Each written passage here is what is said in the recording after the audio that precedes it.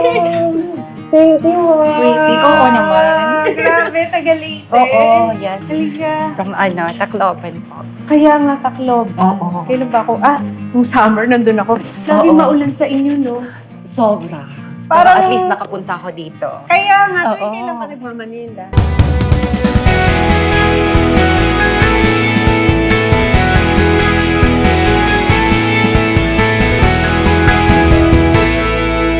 Masayang gabi, Pilipinas! Ang makakasama natin ngayong gabi ay isang seaman at kilala sa social media bilang si Sea Fairy. Binabahagi niya ang kanyang mga sea and life adventures sa kanyang TikTok account. He is a single dad of a 14-year-old daughter, and we have with us the Merchant Navy officer, Andy F. Hi, Andy! Hi, Tony. Nice to meet you! Nice to meet you. Thank you for inviting me. Thank you also all the way from Leyte! Doon talaga, born and raised sa Leyte. Born and raised. Lumaki talaga ako sa it was like a farm area. Oo, kasi yung parents ko was a farmer. Ilan na magkakapatid? 4 kami. I'm the only son. May kambal ako. Kami yung bunso. But she's a lesbian. Oo, yun naman. Oo. Late din siya nag-come out. Hindi. Actually, I'm proud of her kasi kilalang-kilala na niya yung sarili niya since when we were in elementary. Alam niyang tomboy na siya. While ako naman, late na ako nag-come out because I was confused my whole life until 20. Oo, kasi di ba pag may mga kaibigan ako na gay sila, sinasabi nila, as soon as nagkaisip ako, mga 3 years old, 2 years old, alam ko na babae ako. Oo, totoo. May ganun ka rin? Hindi. Kasi parang Like yung takot mga- ako.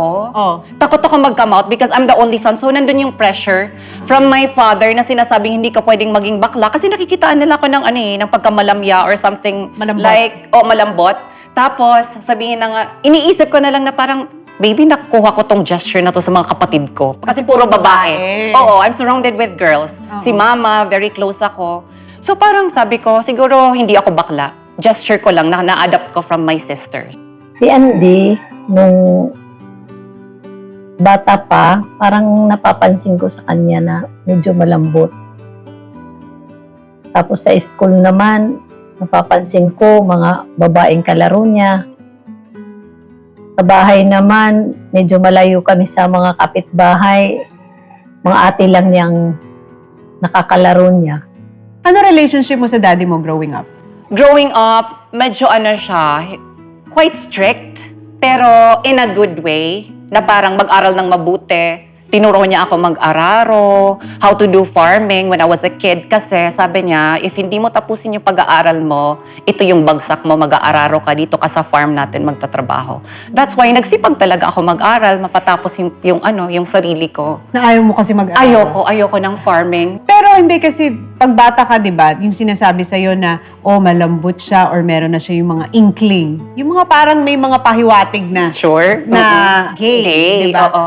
Kasi nung bata ka, ano yung mga nilalaro mo? Kasi di ba yun yan, yung mga bata ang gusto, Barbie. Meron. Kasi yung bibilan ka ng bola pang basketball pero hindi mo gagamitin. Binilhan pa nga yun ng bola ng papa niya pero hindi naman naglalaro. Mas gagamitin mo yung parang mga laruan ng sisters mo. Ano, Ganon. Ano mga nilalaro mo? Like mga laruan pambabae.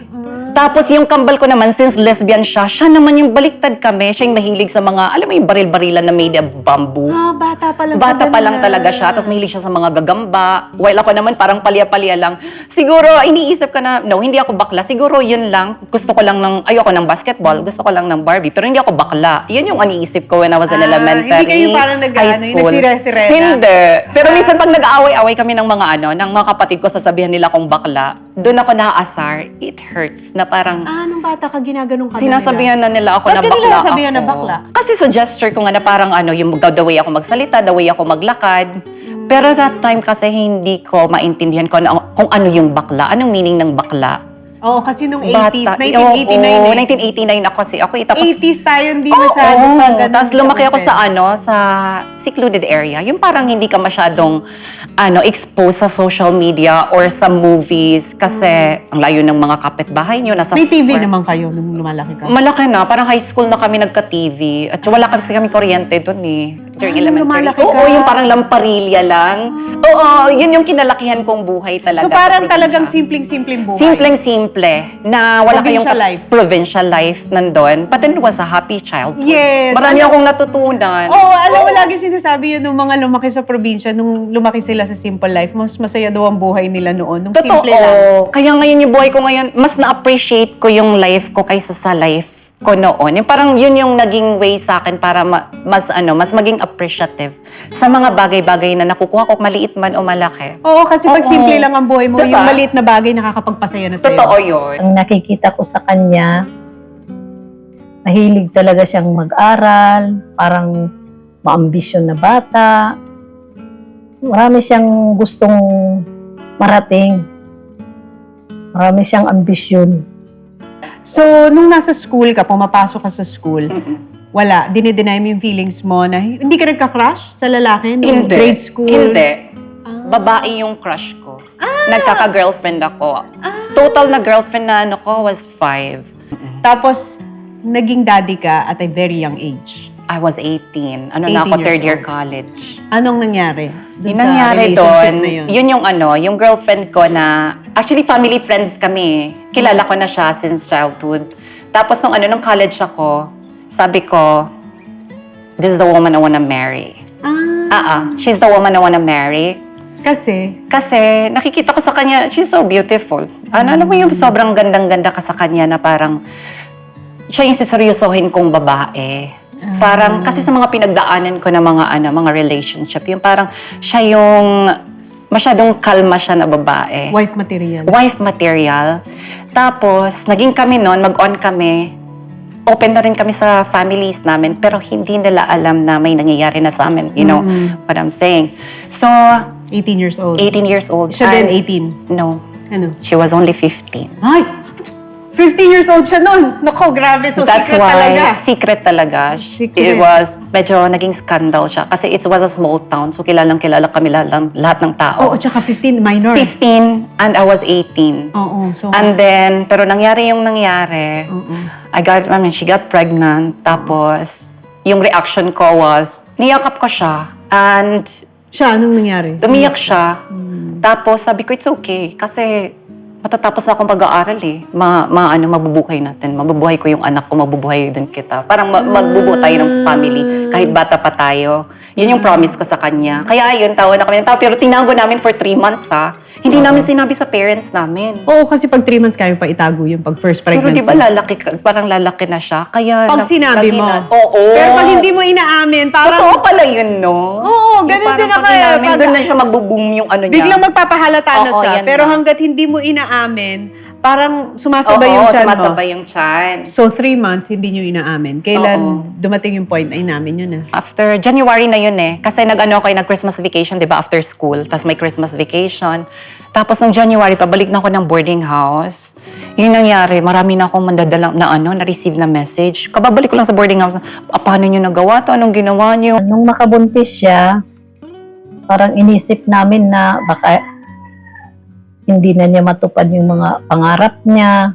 So that time I was disturbed kasi graduating ako third year college ako. Sobrang, ang laking problema na parang nagbagsakan lahat talaga. Parang nahampas talaga ako ng Doon hindi ko... Daming nagalit sa'yo. Daming nagalit sa akin. My parents, both parents, mga kapatid niya, mga kapatid ko. Paano na lang yung family natin. Kasi ako yung inaasa nila kasi magsisiman ako eh. And then my sisters, tapos naman sila, but then yung income nila wasn't that, enough. Oo. So, sa akin, parang nasampal ako ng reality na yan na it was not a joke having a child, na it's a big responsibility na hindi ko, irresponsible na ginawa. Na parang minsan may mga tao magsasabi na my daughter is a product of my ignorance and being irresponsible. Pag sinasabi yun sa'yo, ano nararamdaman mo?